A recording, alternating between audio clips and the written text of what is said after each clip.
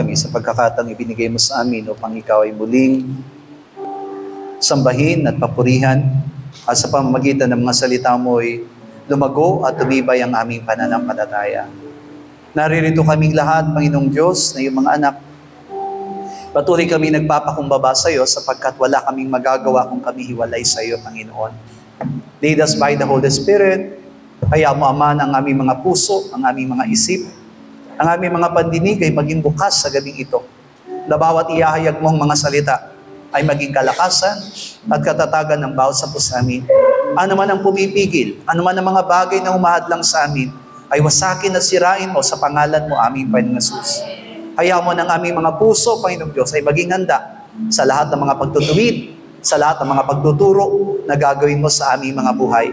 At kaya mo maging baon namin ang mga salitang ito upang kami patuloy pa, Panginoong Diyos, na makagawa ng mga bagay na ikalulugod mo sa aming mga buhay. Ama, dalangin ang iyong likod at pagpalain ng lahat ng mga kamay na nagbigay ng kanyang makaloob para sa iyong gawain. Alam ko po, Panginoong Diyos, sa buong pananampalataya at may kagalakang silang nagbigay para sa iyo, Panginoong Diyos. Kaya naman sa pamamagitan nito, hayaan mo, Ama, na ang ganti ng iyong mga pangako mula sa iyong mga salita ay maranasan ng lahat ng mga tapat ng mga anak. At gamitin mo mga salaping ito sa pagpapalawig ng gawaing ipinagkatiwala mo sa aming iglesia. Salamat po, Ama. Maingat namin ibinabalik sa iyo ang pinakamataas sa papurit pagsamba sa pangalan po ng aming Panginoong Jesus. Amen. Palakpakan po natin ang ating Diyos sa buhay. John chapter 12, Juan Kabanatang 12, verse 35 hanggang 43. 35 hanggang 43. Juan Kabanatang 12, talata po'y 35 hanggang 43, sabay-sabay po tayo. Sinabi nga sa kanila ni Jesus, kaunting panahon na lamang, sasagitna ninyo ang ilaw. Kayo'y magsilakad samantalang nasa inyo ang ilaw, upang huwag kayong abutin ng kadiliman, at ang lumalakad sa kadiliman ay hindi nalalaman kung saan siya tutungo. Samantalang nasa inyo ang ilaw, ay magsasampalataya kayo sa ilaw, upang kayo'y maging mga anak ng ilaw. Ang mga bagay na ito ay sinalita ni Jesus, at siya'y umalis at nagtago sa kanila.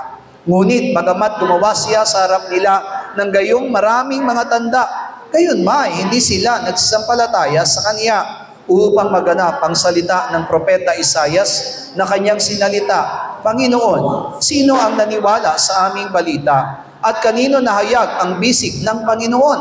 Dahil dito, hindi sila makapaniwala sapagkat muling sinabi ni Isaias, binulag niya ang kanilang mga mata at pinatigas niya ang kanilang mga puso. Baka sila ay makakita ng kanilang mga mata at makakaunawa ng kanilang puso at magbalik loob at sila ay mapagaling ko. Ang mga bagay na ito ay sinabi ni Isaias sapagkat nakita niya ang kanyang kalwalhatian at siya ay nagsalita ng tungkol sa kanya. Gayunman, maging sa mga pinuno ay maraming nagsasampalataya sa kanya. Datapwat dahil sa mga Fariseo ay hindi nila ipinahayag, baka sila ay mapalaya sa sinagoga, sapagkat iniimig nila ng higit ng kalalatian ng mga tao kaysa sa kalalatian ng Diyos. Amen. God the Father sent to us true light, Jesus Christ. Ang Diyos Ama mismo ay pinadala sa atin ng tunay na ilaw at yan ay ang ating Panginoong Jesucristo. This true light is life, eternal life. At ang tunay na ilaw na ito ay buhay at buhay na walang That's why hanggan. John chapter 1, diba? In the word, life. This life was light of man. At mula doon sa 1 Kabanatang 1 na itong salitang ito ay ilaw at ang ilaw na ito ay buhay ng sangkalpa. Yeah. It is now our problem, diba? We have lack of our life. At yan po ang nagiging problema sa bawat sa atin sapagkat kulang tayo sa tinatawag na buhay. That's why we have sick and finally will die. Kaya naman marami sa atin na nagkakasakit at dumarating sa pagkakataon na tayo ay namamatay. Yeah, but we need to be careful because even though in the hell, there's eternal life. Pero tandaan po natin na kailangan natin maging maingat sapagkat maging doon sa impyerno ay mayroong buhay na walang hanggan. Yeah, because even the unbelievers, after they go to hell, stay in the hell forever. Sapagkat maging ang mga hindi mananampalataya na kapag sila'y naparoon na doon sa tinatawag na impyerno, sila'y mananatili roon magpakailanman. That's why, please, first you understand what is life. Kaya kailangan natin maunawa mabuti, ano nga ba ang tinatawag na buhay?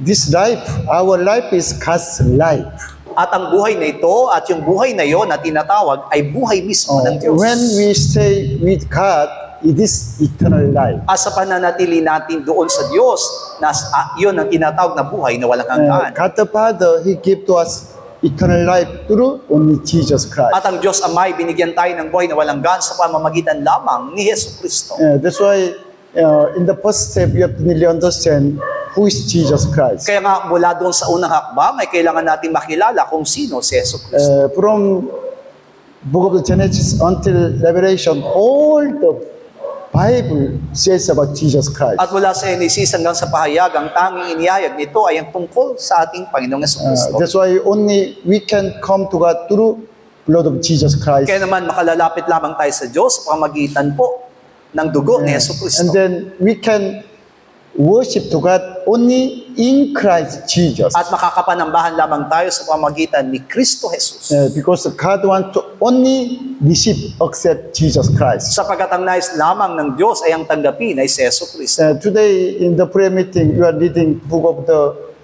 Leviticus and Numbers, diba? All that is law of the Moses. Sa kasalukuyan po sa ating pong nagiging panalangin sa umaga sa gabi, ang binabasa natin ay tungkol sa Levitico at bilang na kung saan ito po ay mga aklat ni Moises. Before, when I reading the book of the Leviticus and Numbers, I have no mind because I could not understand. Dati nga po, na habang binabasa ko ang Levitico at maging ang bilang, ay wala po ang isipan ko dyan sapagkat hindi ko ito naunawaan. But this time, when I reading the Bible, really, I am happy because I can understand the God's will. Pero sa kasalukuyan, naroon na yung aking kagalakan habang ito'y binabasa sapagkat naunawaan ko na ang mabuting balita. Before, even though my children asking to me, why God command to Moses and Israel kill the all people who stay in the Canaan. Sapagkat maging ang aking mga anak ay nagtatanong kung bakit nga po ba kailangan pong panatilihin o pagalingin ang lahat po ng mga taong nandoon sa Kanaan.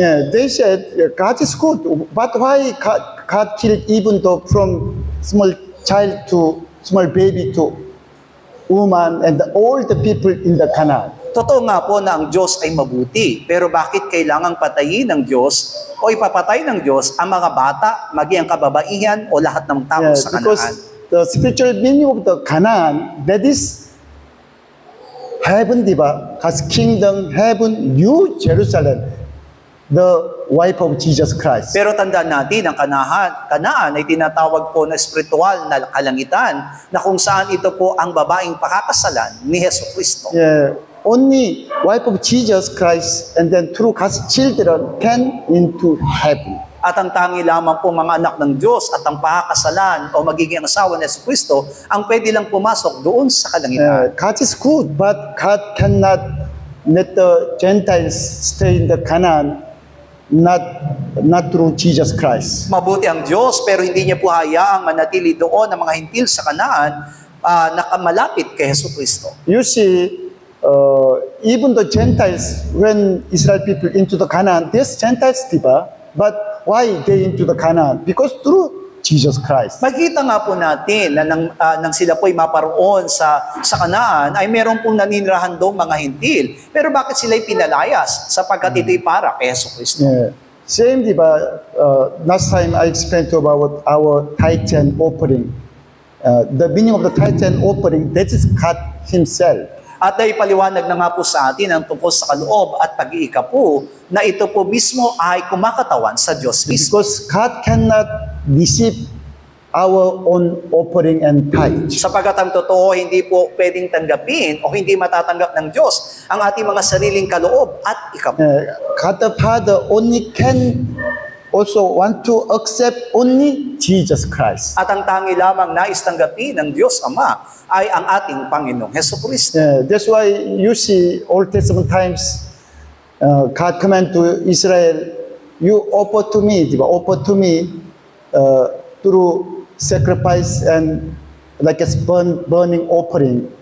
Kaya naman sa lumang tipan ay iniutos niya sa mga salita na sila'y magsipaghandog sa pamamagitan ng mga haing sinusunog. That is all shadow of Jesus Christ. At alam natin na ito po'y anino ng ating Panginoon Yeah, all Jesus. this long time, thousands years, how long? Nearly long time they worship to God by the animals, but that is shadow of Jesus Christ. At masasabi po natin na sa mahabang panahon o sa maraming mga taon, sila po ay naglilingkod sa Diyos sa pamamagitan ng mga hayop na pinapatay, pero lahat ng ito'y anino ni Hesus Kristo. Israel people sacrifice an offering, that is shadow of Jesus Christ. Kaya nga po lahat ng mga inihahain, ng mga salita noon, ay anino po ng ating Panginoon Hesus That's why Kristo. God the Father only can receive His Son Jesus Christ, not us, Kaya nga not po, us. masasabi po natin ng Diyos Ama, ang tanging lamang tatanggapin niya ay ang ating Panginoong Kristo at hindi ang mga bagay na galing mismo sa atin. Yeah, that's why,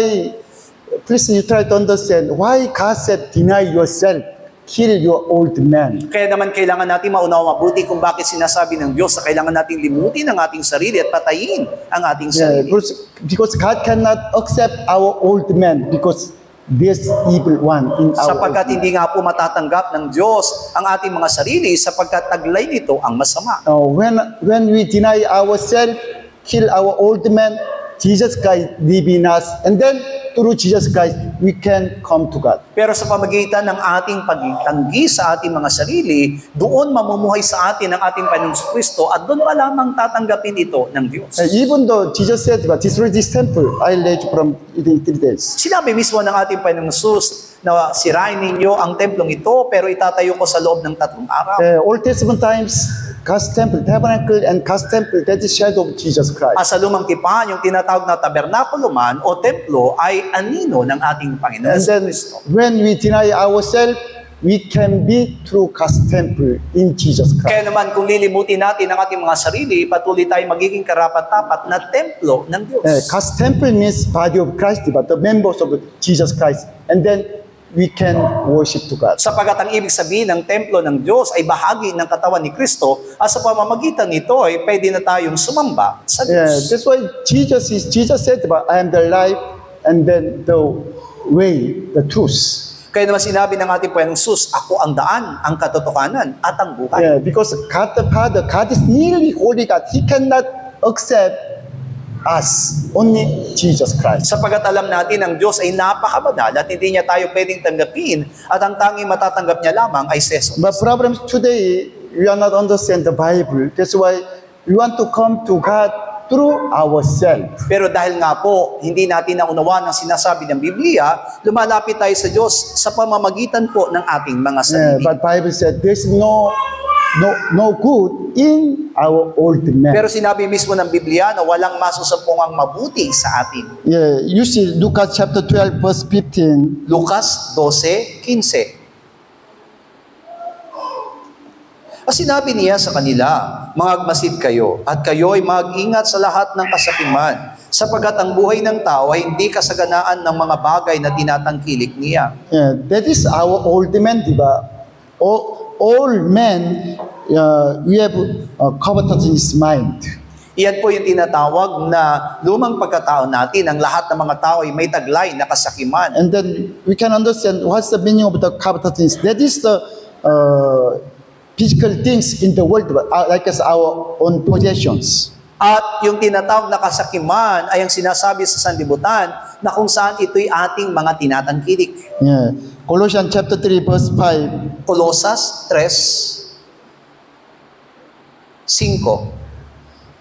Patayin nga ninyo ang iyong mga sangkap ng katawang na nasa ibabaw ng lupa, pakikiapid, karumian, masamang kita, masamang nasa, at kasakiman na iyay pagsamba sa mga Diyos-Diyosan. Yeah, put to this your members which are on earth. That is our old man. At ang sabi dito, yung mga sangkap ng katawan natin sa ibabaw ng lupa ay tungkol sa ating lumang pagkatao. Apostle Pablo said, kill your old man because that is evil, diba? Evil. Especially that is the like a covetous, that is idolatry, worship to At idol. sinabi mismo ni Apostol Pablo na patayin nga natin yung ating mga lumang pagkatao sapagkat taglay nito yung mga bagay na kasakiman na kung saan isang bahagi ng pagsamba sa Diyos. Thanks God, because now almost our church members, they have own house. At nagpapasalamat tayo sa Diyos sapagkat halos lahat nating mga miyembro may sarili-sariling mga bahay.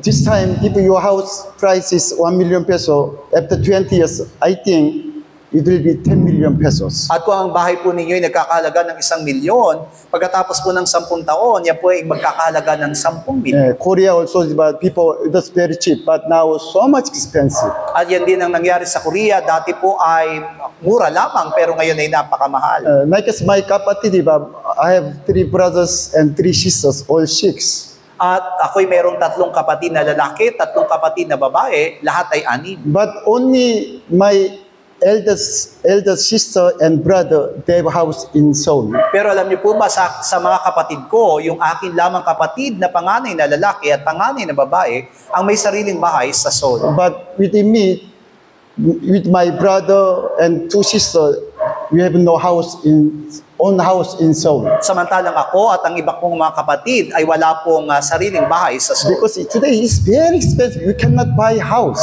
Sapagkat sobrang nga po napakamahal, kaya nga po maaari hindi kami pwedeng magkaroon ng pag-aari na bahay. Like as now, this Las Piñas area, per square meter, 25,000 pesos. At sa kasalukuyan nga dito sa Las Piñas, bawat isang kwadrado na lupa ay nagkakahalaga ng 25,000. But in Seoul, like as the price of the Las Piñas, the price is 10 times, diba?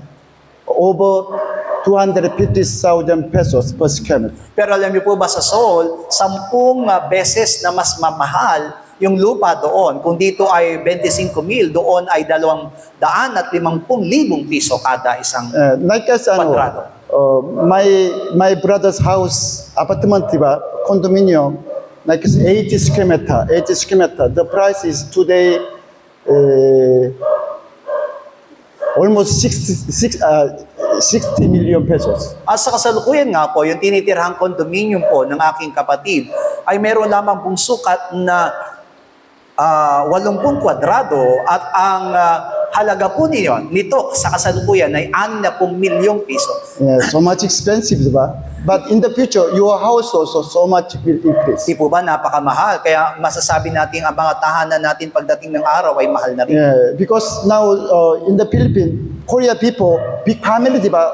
All families stay in one house. But today, all separate, cannot stay in one house. At katulad nga po sa Pilipinas, gano'n din sa Korea, dati po isang tahanan lamang tinitirahan ng buong pamilya, pero ngayon ay naghihiwa-hiwalay na. Today in the Philippines, big family, diba? But in the future, small families, and then they need all own house. At sa Pilipinas, ganyan din ang mangyayari kung sa kasalukuyan ay sama-sama ang isang pamilya sa isang tahanan, pero darating ang araw, magkakahiwa-hiwalay sila at magsasari-sariling tahanan. That's why sometimes my wife said, those who have own house in Seoul, they are already rich.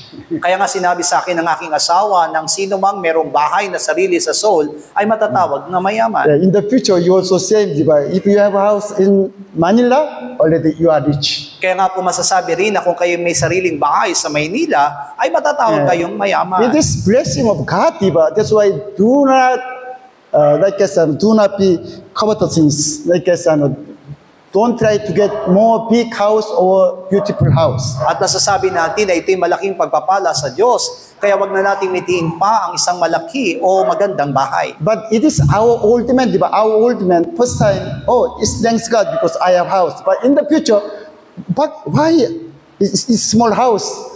They want to go to big house. Ito'y lumang pagkatao. Masasabi natin na ngayon ay nakatira ka sa maliit na bahay, na naisin mo na magkaroon ka malaking bahay.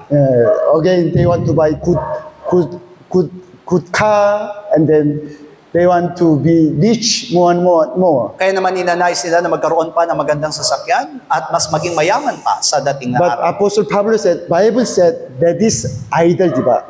You are still worship to idol. Sinabi niya po sa Pablo, yan po ay isang pagsamba sa Diyos-Diyosan. Yeah, that's why we have to deny our own self. Kaya naman kailangan nating limutin ang ating mga sarili. Yeah. You see, even though our prayer, we are praying to God in the name of Jesus. Tayo pinananalangin sa pangalan po ng ating Panginoong Jesucristo. That's why God the Father answer to our prayer. Kaya naman tinutugon ng Diyos Ama ang ating panalangin. Even though Jesus Christ, He prayed to God the Father, diba? And God the Father answered to Jesus Christ. Maging ang ating Panginoong Kristo na nanalangin sa Ama, tinutugon ng Ama ang kanyang panalangin. John chapter 14, 13 and 14, diba? John chapter 14, 13 and 14 says, whatever you ask in my name that I'll do, Fathers may be glorified in the Son.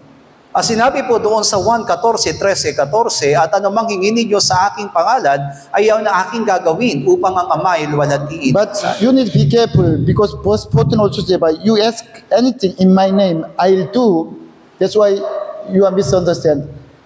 Jesus Christ answered to your prayer. It's not true. Pero kailangan natin maging maingat sapagkat sinabi sa 14, kung kayo'y magsihingi ng anuman sa pangalan ko, kaya naman sinasabi natin, tinutugon tayo ng Panginoong Jesus. We pray to God the Father and then God the Father answered to our prayer. Nananalangin tayo sa Diyos Ama at ang Diyos Ama mismo ang tumutugon sa atin. But why Jesus said, I'll do, diba? If you ask God the Father in my name, I'll do. Why? What's the meaning of the I'll do? Pero bakit sinabi ng Panginoong Jesus na anong manghihingin nyo sa aking pangalan, yaon ang aking gagawin? Which means, I'll offer to God the Father. You pray to me in my name, and then I'll receive your prayer and I'll bring to your Ibig my sabihin Father. lamang nito, ano man ang hihingin natin sa kanyang pangalan, siya mismo ang magdadala nito at hihiling doon sa Ama.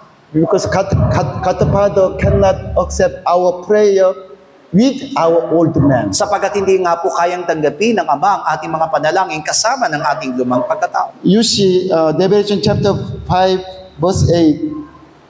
Pahayag Kabanatang 5, talata po'y 8. At pagkakuha niya ng aklat, ang 4 na nilalang na buhay at ang 24 na matatanda na nagpatira pa sa harapan ng kordero. Nang bawat isa'y may alpa at mga mangkok na ginto na puno ng kamanyan na siyang mga panalangin ng mga banal.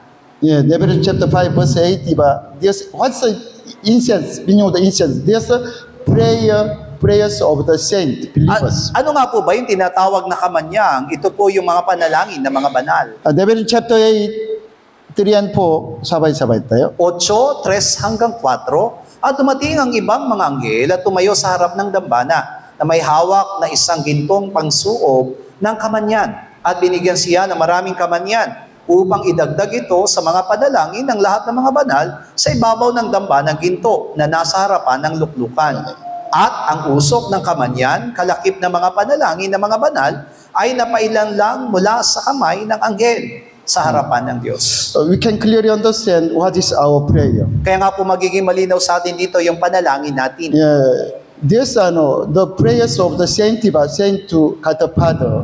Ito yung mga panalangin ng mga banal sa Diyos Ama. But verse 4, the smoke of the incense with prayer of the saint ascend to God the Father. At ang usok ng kamanyang, kalakip ng mga panalangin ng mga banal, ay napailang lang doon sa harapan ng Yeah, Diyos. that's why you can understand the smoke of the incense, that is Jesus Christ. Kaya nga po masasabi natin yung usok ng kamanyang dito ay kumakatawan kay Jesus We Cristo. cannot be incense to the God. Hindi tayo pwede maging kamanyang sa harapan ng Panginoon. In the God's tabernacle, the incense, meaning of the incense, Jesus Christ. It is Jesus At yung Christ. kamanyang na nandoon sa tabernakulo ay ang ating Panginoong Jesucristo. That's why when we pray to God the Father in the name of Jesus, Jesus accept our prayer, and then Jesus bring to God the Father.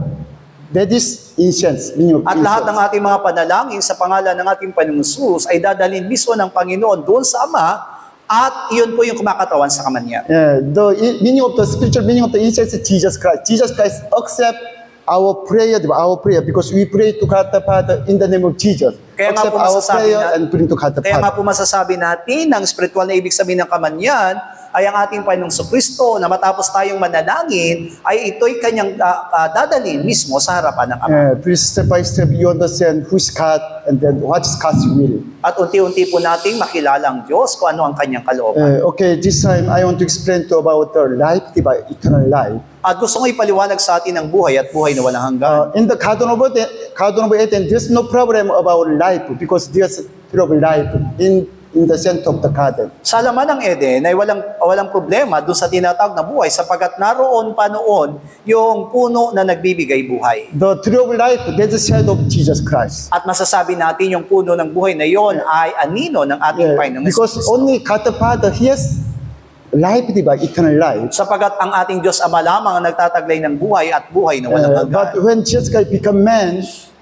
Son of Man, God the Father gave to His Son Jesus His life. Pero nang si Jesucristo ay maging tao at magkatawang tao, yung mismong buhay ng Ama ay binigay sa Kanya. Yeah, because we cannot see God, diba? God is spirit, but He is alive. Hindi natin nakikita ang Diyos sapagkat siya ay Espiritu, pero siya ay may buhay. Eternally, we cannot see God the Father. Also, even though in the heaven, we cannot see Jesus Christ. At nasasabi natin magpawalang hanggan, hindi natin makikita ang Diyos. Maging sa kalangitan, hindi natin makikita si Jesucristo. Yeah, you see in the Bible, there's throne of God in the heaven, and then the name of God sitting on the throne of God.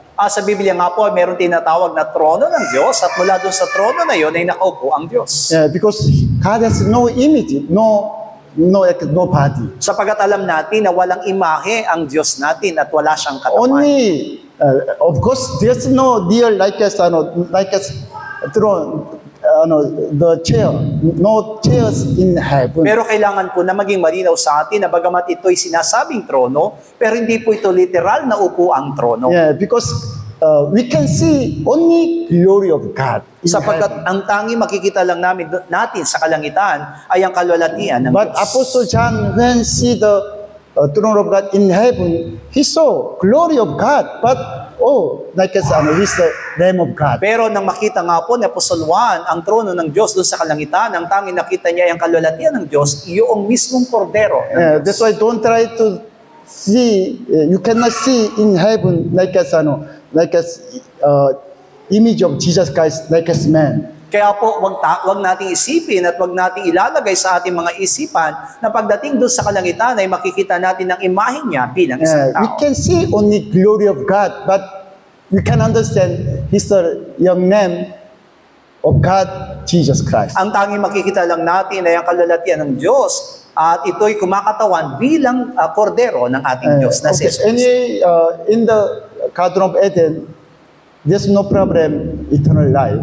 Sa halaman ng Eden ay walang magiging problema ang buhay na walang hanggan. Because there's the tree of life in the center of the Eden. Sapagkat mula doon sa kalagitnaan ng halamanan ay naroon ang puno ng buhay. But after Adam and Eve coming into God, God closed the way to the tree of life. Pero matapos pong magkasala si Adan at si Eva, yung daan patungo sa punong iyon ay isinara. Because God said, already they become one of us, and then they know what is good and evil. Sapagkat sinabi nga po ng Diyos, sila'y katulad na natin at alam nilang mabuti at masama. Only God, this Almighty God, He knows what is good and what is evil. Ang tanging Diyos lamang na makapangyarihan ang nakakaalam kung anong mabuti at masama. But when Adam and Eve commission to God, already they own self. By own self, they can decide what this is good, this is evil. Pero sa pamagitan nga po ng pagkakasala at pagkain noong kaalaman ng mabuti at masama, ay nagkaroon na sila ng lumang pagkatao. Kaya naman dumarating sa pagkakataon na sila nagdidesisyon kung ano ang kanilang gusto. Yeah, that is great sin, diba? Only God is our master owner. He can know, He can decide this is good and evil. Kaya nga po masasabi natin na ito'y magiging kasalanan sapagkat ang Diyos lamang ang may kapangyarihan at kakayanan na magdesisyon kung ano po yung masama o ang mabuti. Which means God not allowed to eat the tree of life to the sinners. Ibig sabihin, ito hindi po papayagan ng Diyos na makakain ng isang makasalanan doon sa bunga ng puno ng buhay. Yeah, because God preparing the tree of life in the Eden for the God's true children, the wife of Jesus Christ. Sapagkat ang tunay na pinaglaanan ng Diyos ng puno ng buhay na yon ay ang mapapakasalan ni Jesucristo at ang tanging magiging anak ng Diyos. That's why Revelation chapter 21-22, finally, God opened the heaven and then show to us the tree of life, Jesus Christ. Kaya naman mula doon sa pahayag 21 hanggang 22 ay binuksan na ng Diyos yung daan na yon patungo doon sa puno ng buhay na siyang si Jesucristo. Only God prepared the tree of life and living water to the true children who are newly born again and then the newly wife of Jesus Christ. Ibig sabihin, ihanda lamang ng Diyos ang puno ng buhay at yung tubig ng buhay na yon para sa kanyang pakakasalan at para sa kanyang mga anak. Okay, let's go back to John chapter 12. Juan, Kabanatang 12. Okay, 35, 36, Jesus said about true light, diba? True light. Mula doon sa 35 hanggang 36 ay binanggit ni Jesucristo ang tungkol sa tunay na ilaw. What is true light? Light, eternal light. At ang tunay na ilaw na ito ay ang buhay at buhay na walang That is hanggan. same means, right? Eternal life and true light is same one. Is meaning of the true light is life. Kaya nga po masasabi natin, kung sinabing buhay na walang hanggan, ito'y katumbas na rin po ng tunay na ilaw sapagkat yung ilaw na yon ay buhay. But verse 36, purposely, Jesus Christ hide himself from the people, from the people. Pero dito makita natin at mapapansin natin sa 36 ay talagang sinadya ng Panginoon na siya'y magtago mula sa mga tao. Original meaning of this one is God the Father hide Jesus Christ from them. Hide.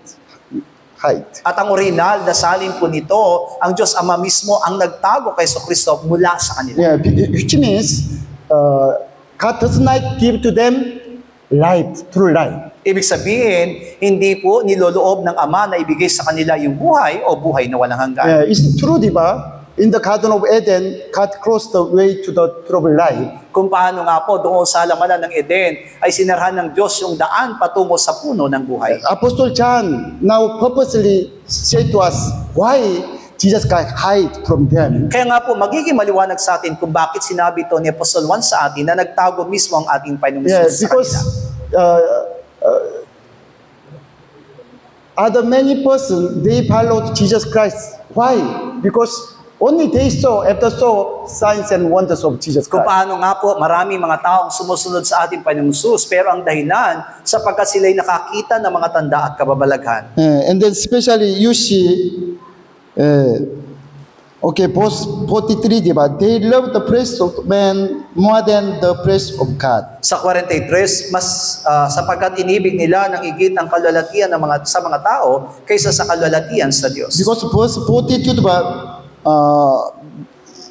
Even among the rulers, many believe in Jesus Christ, but they are not really come to Jesus. Sapagkat alam natin na sinabi sa 42, maraming mga pinuno ang nagsisampalataya, pero hindi sila makalapit kay Jesus. Yeah, because they know if they really come to Jesus Christ, they will be kicked out, diba? Put out from the synagogue, from the people. Sapagkat alam nila na kapag sila ay nalaman na sumusunod kay Jesucristo, sila po ay matitiwalag o mapapalaya sa sinagoga. You see, even though today Muslim people from their family, one person become Christian, they kill, diba? They kill. Kaya nga, maging sa panahon natin, kapag sa mga Muslim, kapag may isa sa pamilya nila ang nahiwalay sa kanyang pananampalataya, ito'y kanilang pinapatay. Also, same time of Jesus Christ, if they know somebody follow Jesus Christ, they can kick out, diba? Put out from their synagogue, their people. At maging sa panahon ng ating Panginoong Jesucristo, kapag nalaman nila na mayroong nanampalataya sa ating Panginoong Jesucristo, ito'y kanilang palalayasin o ititiwalag. Which means they cannot stay in the Jerusalem anymore. Ibig sabihin, hindi na po sila pwedeng manatili pa sa Jerusalem.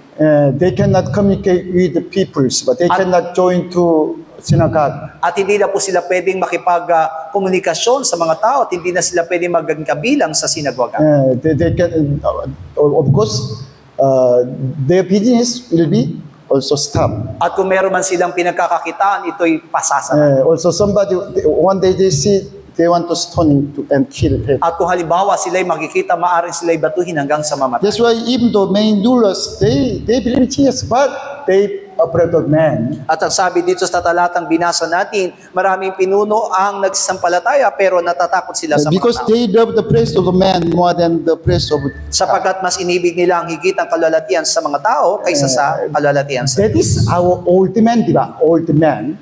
At ang ganitong klase po ay tumutukoy sa ating lumang pagkatao. 11 disciples, not except Mr. Judah, 11 disciples, they deny own self, diba? Even though they separate from father business and they follow Jesus At Christ. mula doon sa 11 alagad, maliban po kay Judas Iscariote, sila po ay sumunod sa ating Panginoong Jesus at iniwan nila ang lahat, maging ang kanilang mga pamilya. Isaac Judah, he has only interest about independence of the Israel from the Rome. Samantalang si Judas Iscariote, ang tanging lamang pinagtutunan niya ay ang kalayaan po ng Israel mula sa pagkabiyag ng Roma.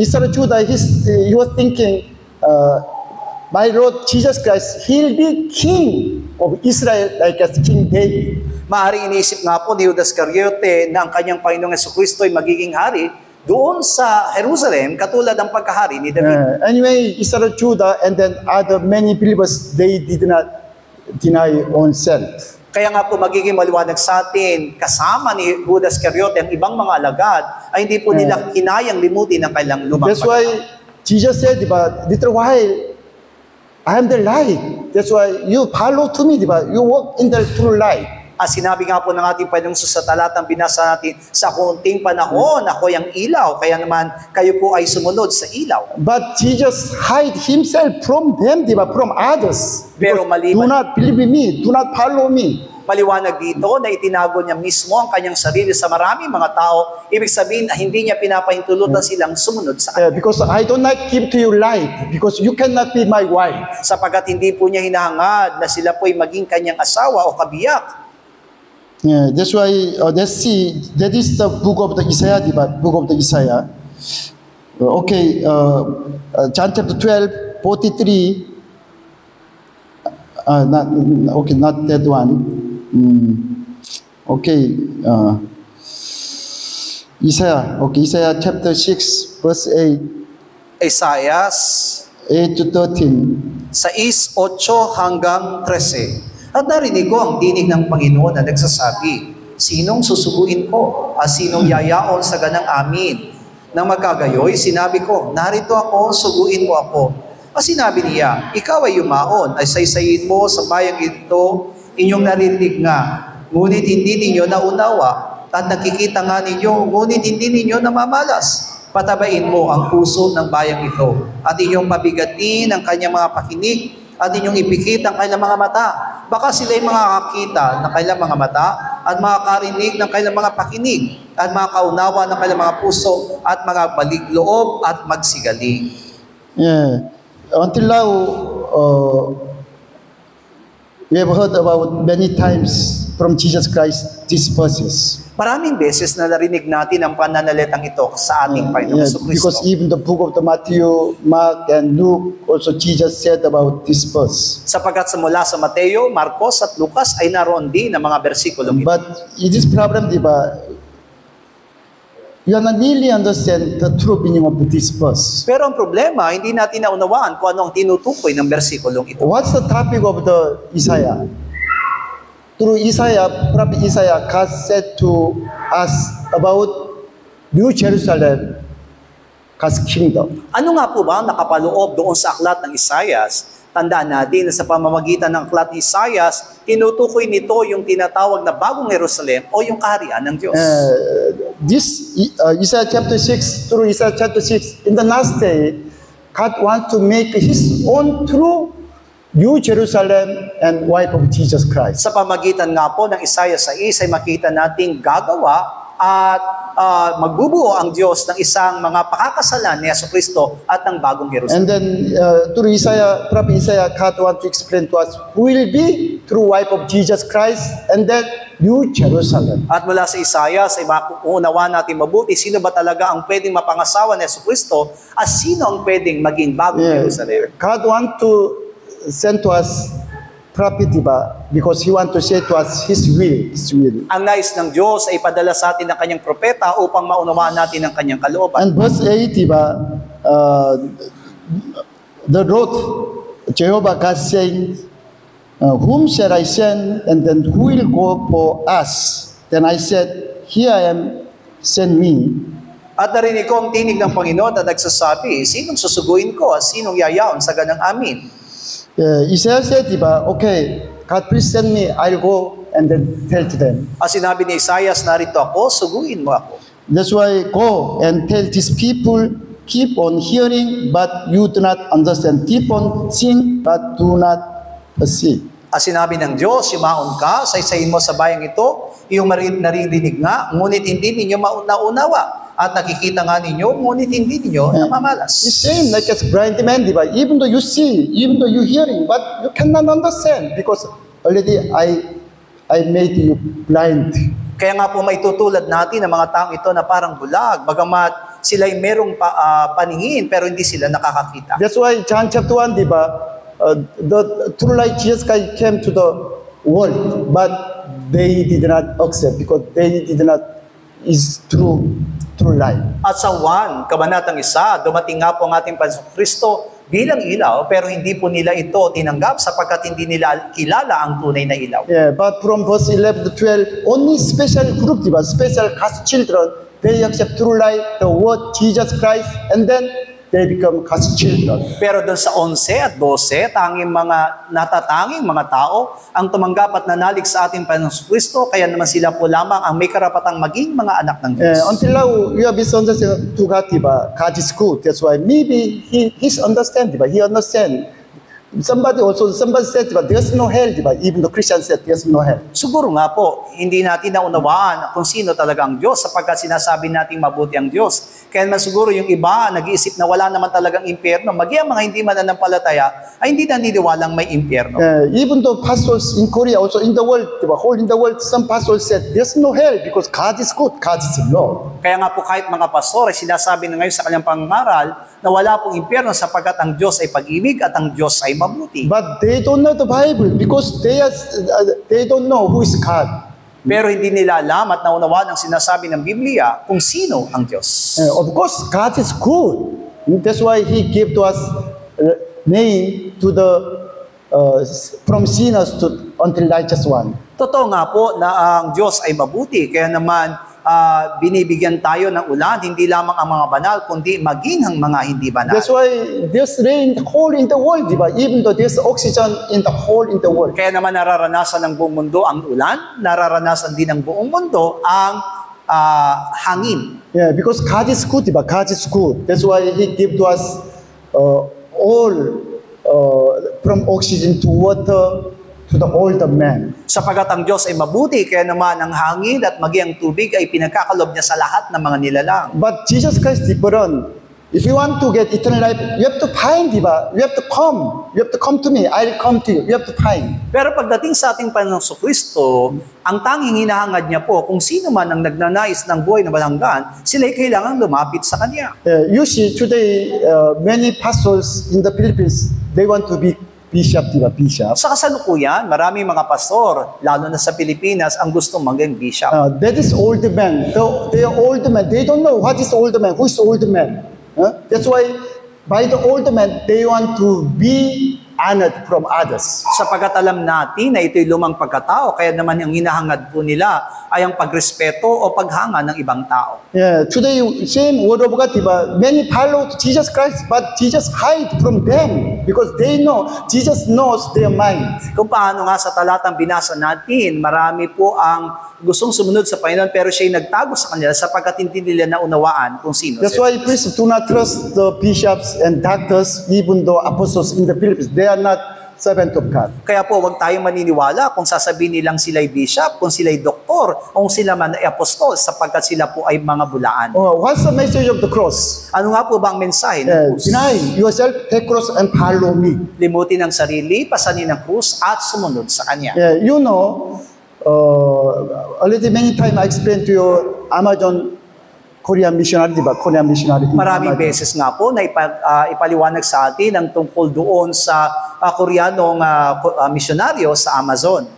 She was a really powerful pastor, you know, in the Korea, in the Amazon. Masasabi nga po ang tunay na nasa kanya ang kalakasan sa pastor na ito, maging sa Korea. Because so much pray to God. 1 year, almost over 270 days fasting. Sapagkat lubhang nga pong mapanalanginin ng pastor na ito at halos sa loob ng isang taon, 270 araw siyang nag-aayuno. That's why there's many signs and wonders follow too. That's why he could not understand who is God. Kaya nga po maraming tanda at kababalaghan na nagagawa ang pastor na ito at nakilala niya kung sino talaga ang Diyos. Finally, by her cancer, stomach cancer, he came back to God, understand the message of the cross. Pero dumating ang pagkakataon na nagkaroon po siya ng isang malubhang karamdaman na cancer sa kanyang sikmura at ito naman ang ginamit ng Diyos upang siya'y manumbalik upang maunawaan niya ang mensahe ng krus. That's why before she died, she said to us, if I could not understand the meaning of the message of cross, there's no salvation. Maybe I cannot go to heaven. At bago nga po siya namatay, ay sinabi niya kung wala ang mensahe ng krus at kung di ko naunawaan ang mensahe ng krus, maaring wala akong matatanggap na kaligtasan. That's why all the time when her husband go to preaching to other church, people go to church again said, when you preaching, you said to other believers about your mistake, your fail, or your sin. Kaya nga po, paulit-ulit na sinasabi niya sa kanyang asawa na kapag ito'y mga ngaral sa ibang iglesia, na ang ihayag mo ay ang iyong kahinaan at ang iyong mga nagawang kasalanan. Yeah, even though people preaching again call to husband, please don't try to disrespect from others. Kaya nga po, bago mangaral ang kanyang asawa, ito'y tatawagan niya, sinasabi niyang, huwag mong hayaan na makuha mo yung respeto ng mga tao. Like it's homologeo. Open your sin to in public, diba? Public. Confess your sin in the public. Katulad nga po ng sinasabing homologeo, ibig sabihin, ihayag mo yung kasalanan mo sa ibang tao. Yeah, which means, please, all the time, when you're preaching, you kill your old man, deny your old man. Ibig sabihin sa lahat ng pagkakataon na ikay mga ngaral, kailangan mong patayin at limutin ang iyong sarili. Automatically, you want to protect our old man, diba? That's why you want to hide him from others. At bawat sa mga sa atin ay pinapangalagaan natin ang ating lumang pagkatao, kaya naman itinatago natin to sa ibang tao. Did you heard about some pastors in the Philippines, they open their sin to others? Meron po ba tayo naririnig ng mga pastor na ibinubuksan nila ang kanyang kasalanan sa Like for example, rape to other woman or steal or something or kill the others. Halimbawa nga po na sila'y nakapatay o sila po'y nagkaroon ng karelasyon sa mga babae o nagnakaw. You cannot hear that kind of message in the Philippines, even the whole in the world. At hindi po tayo makakarinig ng ganyang mensahe sa Pilipinas man o sa buong mundo. Yeah, because still there is so much love oneself and then protect oneself from others. Sapagkat mahal na mahal nila ang kanilang sarili at iniingatan nila ang kanilang sarili. If you want to see how much you deny yourself, you see your message, your prayer, your message, your testimony to others. Kaya kung gusto po natin makilala yung ating sarili, kung paano tayo at kung sino tayo, ay kailangan mapakinggan natin kung anong mensahe inilalahad natin sa ibang tao. One day you can really understand the Cain who killed his brother Abel. It's me. Sa isang araw, darating ang araw na yon, may malalaman natin na yung pumatay mismong Cain sa kanyang kapatid ay tayo. It's me. It's Judah. It's me. All the sinners in the Bible, it's me. Ibig sabihin, maging si Judas Iscariote o yung mga ibang makasalanan sa Biblia ay tayo. When Jesus Christ died on the cross, left side, the criminal, it's me. It's us. It's myself. Kaya nga po, maging yung kriminal na magnanakaw na kasama ng ating Panginoong sa krus, tayo po yun. That's why all the time I pray to God, I am the head of the sinners whole in the world. Kaya naman ako po'y nananalangin, sa aking pananalangin, sinasabi kong ako yung pinakapinuno ng mga makasalanan sa buong mundo. That's why sometimes in the evening, I hate myself, my old man. That's why, Father, please take my life in this evening, kill me. At sa gabi nga po, sinasaktan ko pa yung aking sarili, sinasabi kong, kunin mo na amang ang buhay kong ito. People, when I did not understand the gospel of cross, no mind, this kind of no mind to me. Samantalang dati, nung hindi ko pa naunawaan yung mensahe ng krus, wala akong ganitong klaseng kaisipan. Yeah, but when you come to the true light, you can see darkness, our sin. Pero kung tayo lalapit sa ilaw, makita natin yung ating kadiliman. And that is connected to eternal life. Iyan po ay konektado sa buhay na walang hanggan. Okay, one more time, see the Isaiah chapter 6, verse 9. Sa 6:9, at sinabi niya, ikaw ay yumaon, ay saysayin mo sa bayang ito, iyong naririnig nga, ngunit hindi ninyo naunawa, at nakikita nga ninyo, ngunit hindi ninyo namamalas. Yeah, this is says about our old man, diba? Our old man, because with your old man, you cannot become to true light. Ito po'y tumutukoy sa ating lumang pagkatao, sapagkat sa pamagitan ng ating lumang pagkatao, hindi tayo makalalapit sa ilaw. Yeah, verse 11 and 12, that is says about our old man. Personally, our old man. Of course, that is says about church, diba? Sa 11, 12, tumutukoy din sa ating lumang pagkatao. Kung ito'y sa pangkahalataan, ito'y tumutukoy sa iglesia. Yeah, God said, I'll make them the blind and they do not understand the gospel. Sinabi doon na nakilala ko ang mga bulag pero hindi nila nawaan ang iyong ebanghelyo. Yeah. Why? Verse 11, diba? No, how long, diba? How long? God said, until the cities are made waste and then without inhabitants, house without man, and then altar is desolate. That is says about our old man. Hanggang kailan? Hanggang sa mga bayan ay mga giba na walang tumatahan. Ibig sabihin, ito'y ating lumang pagkatao. The Lord has removed the man from far away. That's our says about our old man. At kung saan ang mga tao ay kanyang nililimot at nawawala. Which means when until you deny your own self, you kill your old man, I'll hide. My gospel will be hide from you. Ibig sabihin, hanggat hindi natin nililimot ang ating mga sarili at patuloy na itinatanggi ang ating lumang pagkatao, ako'y magtatago sa iyo. Yeah, because Jesus said again and again in the book of John said, I am the true light. I came to the world as the true light. At paulit-ulit nga pong sinasabi ng ating Panginoong Jesus sa aklat ng Juan na ako ang tunay na ilaw. But why he hide himself from the others? Why? Because he said, I am the light. Pero bakit nga po itinago niya ang kanyang sarili sa ibang tao sapagkat siya ay ilaw? Yeah, of course, John chapter 3, because they still love the darkness. They do not come to the light. Sapagkat ang sabi nga sa 1 Kabanatang 3, mas inibig nila ang kadiliman kaysa sa liwanag.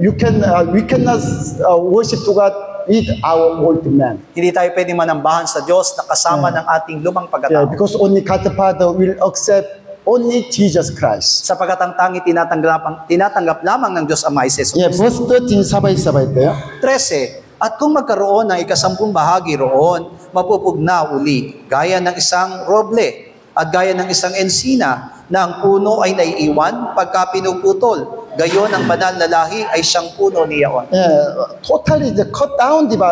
Your tree, diba? Your tree, your old man totally cut down. Sabi doon, kailangan maputol mismo yung puno. Ibig sabihin yung lumang pagkatao. And then finally, that's why the Holy Seed, diba? Who is the Holy Seed? Jesus Christ. Jesus Christ. Holy Seed, Jesus Christ shall be his stump. At ang sabi doon, yung banal mismo na lugar, iyon ay tumutukoy sa ating Panginoong Yeah, Jesucristo. when your old man died, when you deny yourself, Jesus Christ living you, and then he'll be your new life. Kapag lumang pagkatao natin ay namatay, may hahayag sa atin si Jesucristo at siya ang patuloy na mamumuhay sa atin. Yeah. Please, you try to understand the book of the John chapter 12. Kaya man unawain natin ang aklat ng 1 Okay, we have no time. Okay, Revelation chapter 22, Pahayag 22, 1, verse 1 and 2. Sabay-sabay. 1 hanggang 2. At ipinakita niya sa akin ang isang ilog na tubig ng buhay at maningning na gaya ng bubog at lumalabas sa luklukan ng Diyos at ng Kordero sa gitna ng lansang iyon at sa dako rito ng ilog at sa ibayo nito naroon ang punong kahoy ng buhay na namumunga ng 12 iba't ibang bunga na namumunga sa bawat buwan at ang mga dahon ng punong kahoy ay pinapagaling sa mga bansa. John chapter 3, God closed the way to the tree of life, but finally God will open this way to the only New Jerusalem, wife of Jesus Christ. Genesis Kabanatang 3 ay kung paano nga sinarhan ng Diyos ang daan patungo sa puno ng buhay, pero ngayon ay binubuksan niya para sa mga bagong And New Jerusalem. Jerusalem, wife of Jesus Christ, only they can drink living water and they can eat the tree of life. At yung tanging mapapangasawa ng ating Panginoong Kristo ang makakainom ng tubig na yon ng buhay at makakakain ng puno ng buhay. Eternal life, that is God's life. At ang buhay na walang hanggan ay ang buhay mismo ng Diyos. It is connected to the character of God. the mind character of God. At ito'y konektado doon sa mismong katangian ng That's why Diyos. if we have life of God, we can bear fruits. Kaya naman kung nasa atin ang ilaw, meron tayong magiging bunga. The fruit of life, the fruit of the Holy Spirit, but that is fruit of the Holy Spirit. Jesus Christ revealed Himself from us. At ang bunga ng banal na Espiritu Santo ay nasa atin, mayahayag sa atin si Jesucristo. That's why we can see, even though today we can see the fruit of life in us through fruit of the Holy Spirit. Kaya naman makikita natin yung puno ng buhay na iyon sa buhay natin sa pamagitan ng bunga ng Espiritu. Okay, let's shout 3 times all together. Let's pray. O my soul, overcome. At tayo po'y mananalangin. Oh my soul, overcome. Oh my soul, overcome. Oh my soul, overcome. 하나님 아버지 역사하여 주여 도와주시옵소서. 이 말씀이 내게 우리에게 임하기를 원합니다. 깨닫게 하여 주시옵소서. 주여 예수여 도와주시옵소서. 하나님 아버지 이 말씀이 내게 우리에게 임하고 깨닫게 하여 주시옵소서. 주여 도와주시옵소서. 아버지 우리가 영원한 생명을 얻기를 원합니다. 우리를 부인하고 십자가의 짐을 따르게 하시고 날마다 십자가의 죽게 도와주시옵소서. 예수여 도와주시옵소서. Ang patuloy na gagawa at maghahari sa aming mga buhay. Kaya mong mahayag ka, Panginoong Jesus, sa buhay ng mga sa amin. Ikaw lamang, Panginoon, ang tunay naming mapapurihan. Ikaw lamang, O Diyos, ang tunay naming madakila. Ikaw lamang, O Diyos, ang patuloy na makita sa buhay ng mga sa amin. Tulungan mo kami, Panginoon. Huwag mo kaming pababayaan, Panginoong Diyos. Hayaan mo, Ama, na sa lahat ng pagkakataon ay matuto kami, Panginoong Diyos, na makilala ka at maranasan namin, Panginoong Diyos, na wala kaming magagawa kung kami hiwalay sa iyo. Sa iyo lamang namin, Panginoong Diyos, itinatalaga ang aming mga buhay at naniniwala kami na anuman ang mga bagay na nilalain mo sa amin, anuman ang mga bagay na inihahayag mo sa amin, Panginoong Diyos, lahat ng ito ay magiging patuloy na malinaw at patuloy namin magagawa ang lahat ng kalooban mo at layunin para sa amin. Ingatan mo kaming mabuti at away maging marapat kami bilang bride ng aming Panginoong Jesus. Maging karapat dapat kami na mga anak mo, Panginoong God, na tataglayin ang buhay, tataglayin ang buhay na walang hanggan, at mananatili kami sa iyo, Panginoong Diyos. Hayaan mo ng mga paglilingkod namin na hindi manaig ang aming mga sarili, kundi ang kalooban at katwiran mo, Panginoong Diyos, ang patuloy na makita at magliwanag sa buhay ng mga sa amin. Tulungan mo kami na mabuhay ang aming Panginoong Jesucristo. Tulungan mo kaming magmanifesto ang aming Panginoong Jesucristo sa aming mga buhay. Tulungan mo kaming gawin at patuloy na maging masunurin kami sa lahat ng mga bagay na nilalay mo sa amin. Bigyan mo kami ng isang pusong mapagpakumbaba. Bigyan mo kami ng isang puso na sumusunod at ginagawa ang layunin mo sa kabila ng aming mga kahinaan, sa kabila ng aming mga pagkukulang, sa kabila po ng aming mga kasalanan, Panginoong Diyos. Hayaan mong mahayag ang aming Panginoong Jesucristo at mamatay ang lumang pagkatao at ikaw lamang po, Panginoong Diyos, ang tunay naming taglayin. Ikaw lamang, O Diyos, ang aming sundin at patuloy kami lumapit sa ilaw at ang ilaw na iyon ay manatili sa amin at magliwanag sa aming mga buhay upang maalis ang anumang kadiliman. Bigyan mo kami ng isang pusong mapagpakumbaba. Bigyan mo kami ng puso, Panginoong God, na sumusunod sa iyo at maging malinaw ang lahat ng iyong mga salita. Huwag mong itatago sa amin ang gospel, Panginoong Diyos. Huwag mo itatago sa amin, Panginoong Diyos, ang mabuting balita. Huwag mo itatago sa amin ang mensahe. Huwag mo itatago sa amin ang ilaw, Panginoong God. Ayaw namin maging bulag, Panginoong Diyos.